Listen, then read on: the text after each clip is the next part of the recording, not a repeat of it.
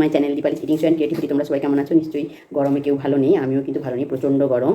তো দেখো তোমাদের দাদাভাই একটা জিনিস এনেছে, তাই একটা আমি ভিডিও আরম্ভ করে দিলাম, নতুন ভিডিও। তো দেখো কী এনেছে সেটা তোমাদেরকে আমি দেখিয়ে দিচ্ছি। এই সময় এটা পাওয়া যায় না, তো তোমাদের দাদাভাই কী করে আনলাম সেটাও জানি না।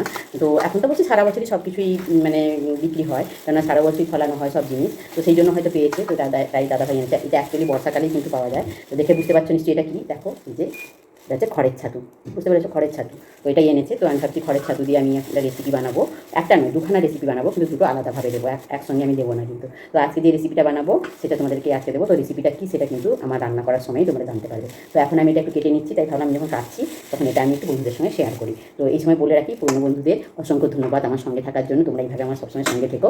আর নতুন বন্ধুদের বলছি, যারা আমার চ্যানেলটা ভিজিট করতে আসছো তারা আমার চ্যানেলটাকে সাবস্ক্রাইব করে থেকে যাও, আর বেল আইকনটা অবশ্যই ক্লিক করে দিও, যাতে আমার ভিডিওগুলো দেওয়ার সঙ্গে তার নোটিফিকেশন তোমাদের কাছে চলে যায়। তোমরা আমার সঙ্গে থাকো, আমি তোমাদের সঙ্গে আছি। তো দেখো এই গরমে সবাই খুব ভালো থেকো, সুস্থ থেকো, প্রচণ্ড জল খাও, হালকা পাতলা রান্না করে খাও। তো এইটাই বলবো। আর এই যে দেখো এই যে ছাতু, এখন আমি ছাতুটা বেছে নেবো, তোমরা দেখতে থাকো, সঙ্গে থাকো। ঠিক আছে, তাহলে চলো আমি ছাতুটা বেছে নিই।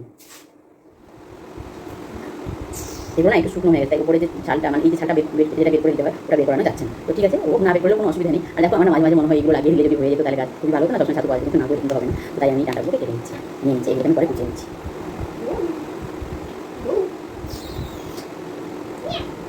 একটু দেখো দেখো আমার মেয়ের অবস্থা দেখো। আমার যেহেতু প্রচুর এখন গরম তো প্রচণ্ড, তাই ওদেরকে আমি নিচে এনে রেখেছি। তো আমার গরু সোনাকে নিয়েছে, তোমাদেরকে একটু দেখিয়ে দিচ্ছে আমার। দেখো এই গরু সোনা বাই বাই করে দাও, তো টাটা করে দাও, টাটা, দাদা দাদা ছেড়ে দাও। তো গরু সোনাকে একটু দেখিয়ে দিল তোমাদেরকে আমি। তো ওদেরকে এনে রেখেছি ওখানে, জানো তো প্রচণ্ড গরম, ওদেরকে ছাতে রাখি, তো ছাতে কিন্তু প্রচণ্ড গরম, ওরা মানে সহ্য করতে পারছে না। তাই এই টাইমটা মানে এই 12টা থেকে 3:30 4টে অবধি আমি নিচে নিয়ে ওদেরকে একটা টেবিল আছে, টেবিলের উপরে রেখে দিয়ে ফ্যানটা চালিয়ে দিয়ে খাওয়া দাওয়া সব কিছু দিয়ে দিই। তো ওরা এই টাইমটা এখানে নিচে থাকে, তারপরে আবার আমি ওদেরকে ছাদে ছেড়ে দিয়ে আসি।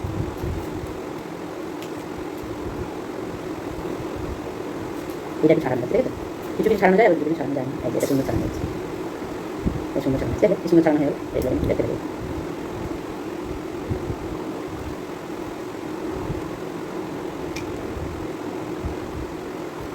এটা যেমন ছাড়ানো যাচ্ছে না, এটা এটা এই নাই খুলে গেল।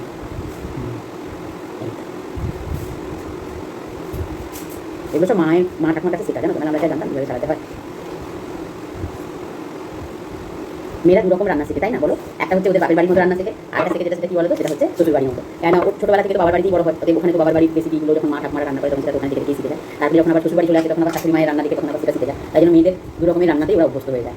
তো অনেকে আছে যেমন ধরো বাবার বাড়িতে থাকতে থাকতে যে রান্নাটা শিখে সেটা পরে শ্বশুর বাড়িতে এসে করে না, শ্বশুর বাড়ির রান্নাটাকে চালু রেখে দেয়। কিন্তু আবার অনেকে আছে আবার তার বাবার বাড়ির রান্নাটাই ওখানে চালু করে দেয়, এরকম ব্যাপার আছে। কিন্তু আমার ক্ষেত্রে কি বলতো, আমি দুটো বাড়ির রান্না কিন্তু চালু রাখি। আমার দুটো বাড়ির রান্না আমি করতে পারি বা আমি করিও, তখন এটা করি। যেমন আমার ধরো এই যে ছাতুটা দেখছো, এই ছাতুটা অ্যাকচুয়ালি মানে আমি ছাতুই বলছি বা মাশরুম বলছি। এটা যেমন ধরো এটা আমার বাবার বাড়িতে অ্যাকচুয়ালি কী হতো বলতো, এটাকে হয় কম থাকলে হয় পেঁয়াজ দিয়ে ভাজা হতো, না হলে কী হতো বলতো আলু বেগুন দিয়ে একটা তরকারি করা হতো। ওটাও কিন্তু দুর্দান্ত, মায়ের হাতে ঠাকুমার হাতে সে রান্না তো ভোলাই যায় না। আমি তো সেরকম রান্না করতে পারবো না, তবু বলছি দারুণ হতো। আর আমার শ্বশুর বাড়িতে এসে আমি অন্যরকম দেখেছি, শ্বশুর বাড়িতে কিন্তু এরকম তরকারি করে না বা ইয়ে করে না, মানে কী বলবো ওইভাবে ভাজে না, যেটা আমাদের বাবার বাড়িতে ভাজতো, মানে শুধু ছাতুকে কড়াইতে দিয়ে ওতে পেঁয়াজ লঙ্কা টঙ্কা দিয়ে মানে ভাজা যেটা করে ওটা করে না। তো আমাদের শ্বশুর বাড়িতে কী করতো, আমার শাশুড়ি মাকে আমি দেখেছি, সেটা হচ্ছে বড়া বানাতো, চালগুড়ি তারপর আর অনেক কিছু দিয়ে মানে ছাতু বড়া বানাতে দেখেছি। তো তাই সেই বড়াটাও আমি শিখে, ওটা আমার বাবার বাড়িতে হতো না, তো ওই বড়াটাও আমি শিখে নিয়েছি, তাই বড়াও করি। আবার যেহেতু বাবার বাড়ি থেকে শিখেছি তরকারি, সেটা তরকারি করতে ওই ভাজাটা ভাজি না, যেহেতু বড়া করি, তাই মা যেটা ভাজতো বা ঠাকুমা যেটা ভাজতো ওই ভাজাটা করি না। এই দুটো গেল। হ্যাঁ, আরেকটা জিনিস আমার বাবার বাড়িতে করতো, সেটা ছিল টক, ছাতুর টক। ওটাও মানে সুন্দর আমচুর দিয়ে ছাতুর টকটাও খেতে ভালো লাগতো। তো টকটা খুব একটা আমি করি না, আমি তরকারিটা করি আর বড়াটা করি। তো আজকে যেহেতু তোমাদের দাদাভাই অনেকেই ছাতু নিতে, তাই দুরকমই করবো। তো কিন্তু দুরকমটা আমি একবারে শেয়ার করবো না, দুবারই শেয়ার করবো, কারণ তাহলে ভিডিওটাও ছোটো থাকবে আর আমার দুটো ভিডিও হয়ে যাবে তোমাদেরকে দেখানোর মতো। তো ঠিক আছে, চলো আমি এখন ছাদটা ছাড়িয়ে নিচ্ছি, প্রায় আমার ছাড়ানো হয়ে গেছে। তার মাঝখানে আবার নিয়ে এসে একটু সাহায্য করে দিচ্ছে, আর একটু তাড়াতাড়ি হয়ে যাচ্ছে। তো ভাবছি বড়াটা রাত্রে করবো, কেননা রাত্রে তো জানো খাওয়া দাওয়া খুব কমই হয়, যেহেতু রাত্রে বড়া বেশি খায় না, তাই বড়া রেসিপি আমি তোমাদের রাত্রে করে তখন অন্য সময় শেয়ার করবো। আর এখন আমি এটা একটু যে বললাম তরকারি করবো, তরকারি করবো, তোমাদের সঙ্গে শেয়ার করবো। আমি কিন্তু সিম্পলভাবে রান্না করবো, বুঝতেই পারছো বাইরে যা গরম, এতে কিন্তু বেশি মশলা টসলা দিয়ে রান্না করলে কিন্তু মানে শরীরে একদম 12টা বেজে যাবে। এমনি মাশরুম বা ছাতু বড় একটু হজম করে একটু কঠিন আছে, তারপর যদি আমি বেশি মশলাপাতি দিয়ে দিই তাহলে কিন্তু আরও অবস্থা খারাপ হয়ে যাবে। তাই মানে আমি একটু হালকা পাতলা করে এটা রান্না করবো।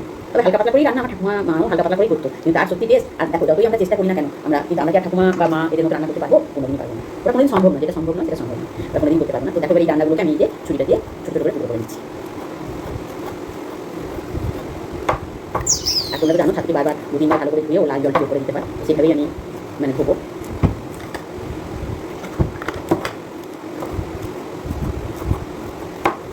মানে এখন ছাতু খাচ্ছি ভাবতে কেমন লাগছে, ছাতুটা অ্যাকচুয়ালি বর্ষাকালে বা বর্ষাকালের পরেই, এই সময় ছাতু মানে এটা বেশ যদিও এখন সবাই সব কিছুই এখন চাষ করে, বর্ষাকাল শরৎ মানে কোনো কালে একটা কোনো কিছু হবে বা কোনো সময় একটা কোনো সিজনে কাল বলে যাচ্ছে, কিছু মনে করে না, আমি কাল বললেই কাল বলে যাচ্ছি। কোনো সিজনে যে কোনো জিনিসটা খাওয়া যাবে বা পাওয়া যাবে এরকম আর এখন নেই, কিন্তু এখন সব সিজনেই সব কিছু হয়। তবে আমার মনে হয় যে সিজনে যে জিনিসটা সেটা খাওয়া ভালো। তবে মাশরুমের ক্ষেত্রে সেটা কিছু ব্যাপার না, মাশরুমটা সবসময় খাওয়া যায়, কারণ মাশরুমটা কোনো সিজন হয় না, মানে সিজনেই যে খেতে হবে মানে তবে এই ধরো যেমন বাঁধাকপি ফুলকপি বা আরও অনেক কিছু যে জিনিসগুলো আছে ওই সব জিনিসগুলো আমার সিজনাল খুব সিজনালি খাওয়া উচিত। এখন তাদের নতুন প্রযুক্তি হয়েছে আমি তো বলবো না যে স্টোর করে এনে ওরা বিক্রি করছে এখন তো ওরা মানে এখনই খুলিয়ে হয়তো বিক্রি করছে তার জন্য হয়তো জানি না কী ব্যবহার করে। যাই হোক আমার তো ছাতু কাটা প্রায় শেষ এটাকে আমি ভালো করে ধুয়ে নেবো আর একটু বেগুন আলু আমি সরু সরু করে কেটে নেবো আর বেশ টাকা বেগুন হ্যাঁ আর আলু একটা দিই আলু বেশি দিই না একটা মাঝারি বা বড়ো সাইজের একটা আলু দিই মাঝারি সাইজের দিই আর আলাদা বাকি দিই। দেখো বন্ধুরা আমার ডাইরেক্ট কুচ করে কাটা হয়ে গেছে ব্যাস এবারে এটার সঙ্গে আমি যেহেতু তরকারি করবো এত বড় বেগুন দুটো লাগবে না একটা হলে হয়ে যাবে একটা বেগুন একটা আলু হয়ে যাবে একটা বেগুন রেখেছি তো আমি এতে একটা বেগুন আর একটা আলু কারণ দেখো ছাতুর পরিমাণটা আলুটা ছাড়াবো এটাতে কেননা ছাতুর পরিমাণটা যদি বেশি না থাকে আলু বেগুনের পরিমাণটা বেশি হয়ে গেলে আবার সেটা স্বাদ ভালো আসবে না দেখে ছোটো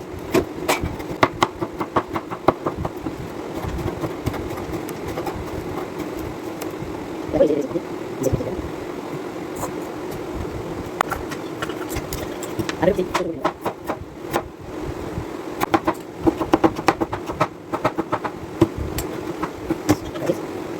চলো এবার রান্নাঘরের দিকে যাই তো যদি কোথাও যেও না ভিডিওটা কিন্তু কেউ স্কিপ করে দেখো না আর অবশ্যই একটা কিন্তু লাইক দিও একটা মিষ্টি কমেন্ট করো না কমেন্ট করতে খুব ভালো লাগে আর ভালো লাগলে বন্ধুদের সঙ্গে শেয়ার করো চলো যাই রান্নাঘর দেখো বন্ধুরা এখন আমি ছাতুটাকে ভালো করে তুলতে ধুয়ে নেবো তোমরা জানো ছাতু ধুতে হয় কেমন তবুও আমি একবার যখন ধুচ্ছি তাই তোমাদের সঙ্গে শেয়ার করে নিচ্ছি ছাতুটা কীভাবে ধুতে হয় কারণ ছাতুটা একটু জিনিস এগুলো খুব যেমন উপকারী যেমন শরীরের পক্ষে ভালো তেমনি এটাকে ভালো করে না ধুয়ে রান্না করলে কিন্তু এটা খুব অপকারী চলে আসে তাই দেখো ছাতুটাকে আগে আমি জলে ভালো করে বসে নিলাম দিয়ে এটাকে চিপড়ে রাখছি আরেকবার আমি ধোবো জলটা দিকে কেমন দিয়ে দেখো বন্ধুরা এই ছাতুটা আমি যেমন জলটা দিয়ে তো এতে কিন্তু অনেক ছাতু আছে তাই আমি এটাকে কী করবো এই ছাঁকনি নিচ্ছ চাচাটা ছাঁকনি এই ছাঁকনিটা ছেঁকে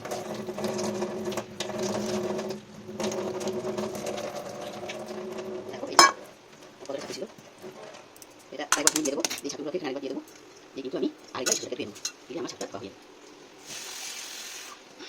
দেখি বুঝতে পেরেছো অনেকটাই ছাতু এবার আমি বললাম অনেক বসিয়ে দিয়েছি এবার একটু তেল দিয়ে দেবো আর হ্যাঁ এখানে তোমাদেরকে বলে দিই এই দেখো ছাতুটা যে আমি ধুয়েছিলাম তো এখান থেকে কিছুটা ছাতু আমি তুলে রেখে দিয়েছি বড়ার জন্য আর বাকি ছাতুটা আমি যে নুন হলুদ জাস্ট নুন হলুদ মাখিয়ে নিয়েছি তো এখন আমি আগে ছাতুটাকে ভালো করে ভেজে নেবো তারপর আমি তরকারিতে যাবো তো দেখো দেখতে থাকো সঙ্গে থাকো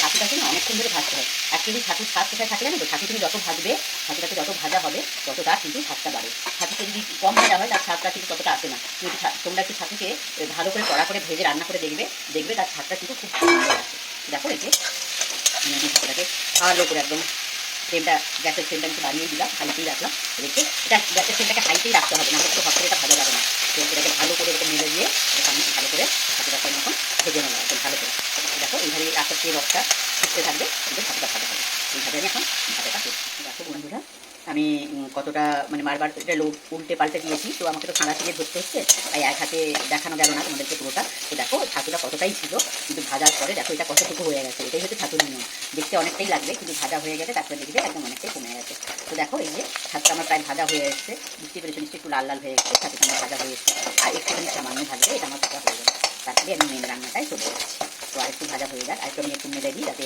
রসটা শুকিয়ে যায় তো তারপরে কিন্তু আমার ছাতুটা ভাজা হয়ে যাবে অনেকটাই ভাজা হয়ে গেছে আর একটু বাকি আছে এই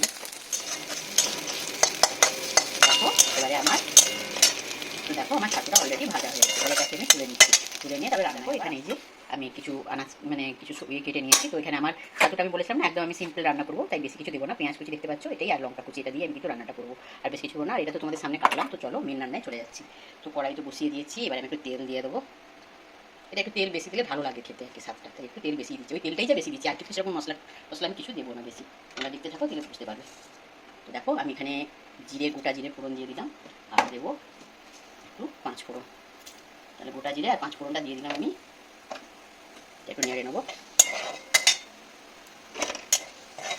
ভাজা ভাজা হয়ে যাক দেখো আমার গোটা জিরে আর 5 ফোড়নটা ভাজা হয়ে গেছে এবার আমি পেঁয়াজ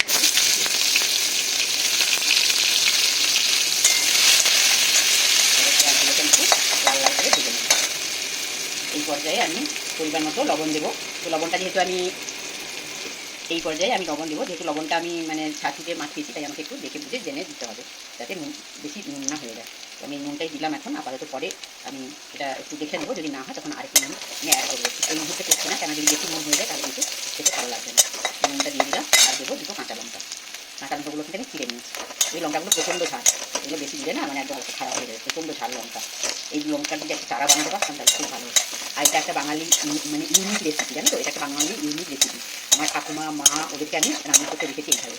এটা যেহেতু মা ঠাকুমার সময় থেকে এই রান্নাটা আমার চলে এসেছে আমাদের বাড়িতে, তো এটাকে আমি বাঙালি বলছি, যেটা বাঙালি ইউনিক রেসিপি।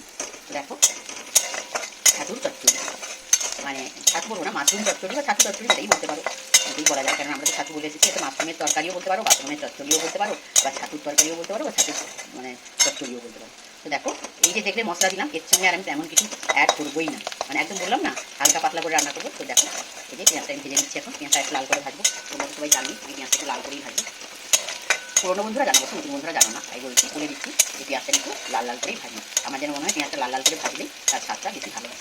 তো দেখো লাল লাল করে প্রায় পেঁয়াজটা ভাজাই হয়ে গেছে। তো এইভাবেই কিন্তু আমার মা ঠাকুমারাও রান্না করতো। তবে হ্যাঁ এটা ঠিক, আমার সেই মা ঠাকুমার হাতের স্বাদটা কিন্তু আমার আসলে আমি জানি। তবে হ্যাঁ ভালো হবে, কেন এর আগেও তো করে খেয়ে দিয়ে এসেছি, ভালোই হবে। এবারে আর কী করবো, ওই যে বেগুন আর আলুগুলো কেটে দিচ্ছি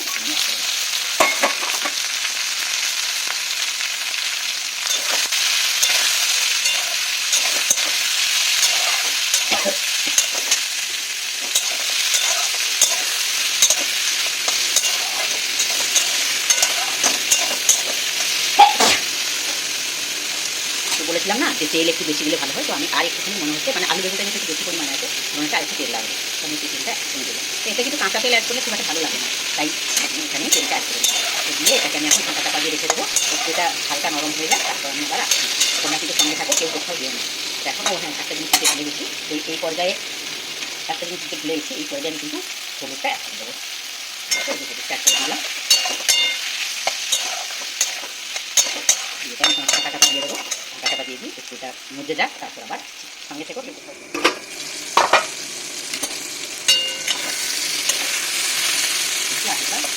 দেখো আলুটা হয়ে গেছে, বেগুনটি হয়ে যাবে, হয়ে গেছে। এবার আমি কী করবো বলতে একটু জল অ্যাড করবো, ঠান্ডা জলে অ্যাড করছি।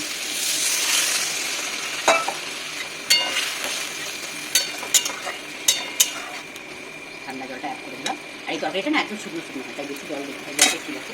এই পর্যায়ে আমি একটা জিনিস অ্যাড করবো, সেটা হচ্ছে চিনি, অল্প কিন্তু একটু, জাস্ট স্বাদটা ঠিক রাখার জন্য। ব্যাস বুঝলাম, এটা এই আলু বেগুনগুলো একদম হয়েই গেছে, দেখতে পাচ্ছি যে সেদ্ধ হয়েই গেছে পুরো, মানে এটাকে একদম আরও একটু ভালো করে সেদ্ধ হওয়ার জন্য।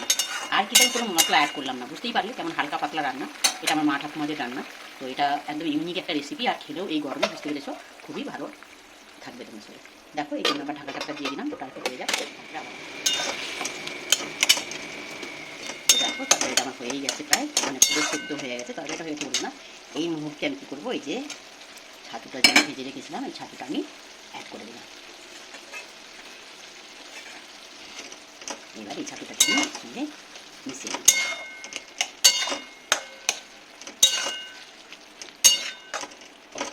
দেখলে একদম কম মশলায় এত সুন্দর করে আমি এটা। তবে হ্যাঁ এটা বলতে আমার এই ছাতুর তুলনায় না আলু বেগুনটা একটু বেশি হয়ে যায়। তো তোমরা যদি এরকম রান্না করো তো আর একটু আলু বেগুনটা কম দিও। আমি বুঝতে পারিনি আসলে, না হতো যদি আমি পুরো ছাতুটাই এর সঙ্গে ব্যবহার করতাম তাহলে ঠিক ছিল, কিন্তু আমি একটু বড়া করার জন্য রেখে দিয়েছি, তো তাই আমার একটু কম করে হবে। ছাতুটা আর একটু মানে এই সবজিটা আর একটু কম হলে আর একটু ভালো হতো আর কি। যাই হোক এটাও কিন্তু ভালো হবে, খারাপ হবে না। সব সেদ্ধ হয়ে গেছে, নুন টুন আমার সবই ঠিক আছে। এবারে বা তাকে একদম ছাতুটা একটু দিলাম, তো এখন ভালো করে সঙ্গে ছাতুটা মিশিয়ে দেবো। ছাতুটা আমি আগে থেকে ভেবেই রেখেছি, ছাতু রান্না হওয়ার কোনো ব্যাপার নেই। আর ছাতুটাকে যত এই তরকারির সঙ্গে কম রান্না করবে তত তার স্বাদ গন্ধ সব বজায় থাকবে। আর যদি বেশিক্ষণ ধরে ছাতুটাকে রান্না করো তাহলে কিন্তু সেটা অনেকটা কমে যাবে। তাই ছাতুটাকে ভালো করে ঢেকে নিয়ে তরকারিতে জাস্ট দিয়ে দাও, দিয়ে সেটাকে মানে একটুখানি রান্না করে নামিয়ে নাও, এটাই হচ্ছে এর প্রসেস। দিয়ে দেখবে স্বাদ গন্ধ সব ঠিকঠাক। আর একটু যেহেতু শুধু তেলটাই জানো, তোমরা দেখেছো শুধু তেলটাই একটু বেশি দিয়েছি, আর তেমন কিছু মশলাই দিইনি, তো তাই একটু তেল তেলে মনে হচ্ছে। তো এই দেখো এটা আমার ফাইনাল লুক, আমার রান্নাটা অলরেডি হয়ে গেছে। আমি এখন অফ করে দেবো গ্যাসটা অফ করে দিলাম। দেখো এটা হচ্ছে আমার ফাইনাল লুক, তরকারিটা ফাইনাল লুক এভাবে এসছে, বুঝতেই পারছো ছাতুর তরকারিটা কেমন হয়েছে। আর কেমন হয়েছে সেটা আমি এই মুহূর্তে বলবো না, কেননা যেহেতু আমি তো দেখে দেখিনি। তো এটা যখন তোমাদের দাদা ভাই আর আমার মেয়ে খেতে বসবে, তো তখন আমি এসে বলে দেবো, আর মানে কেমন হয়েছে ওরাই বলে দেবে। আর এই যে এই বাটির দাম করে তুলে নিয়েছি, এই হচ্ছে ফাইনাল লুক।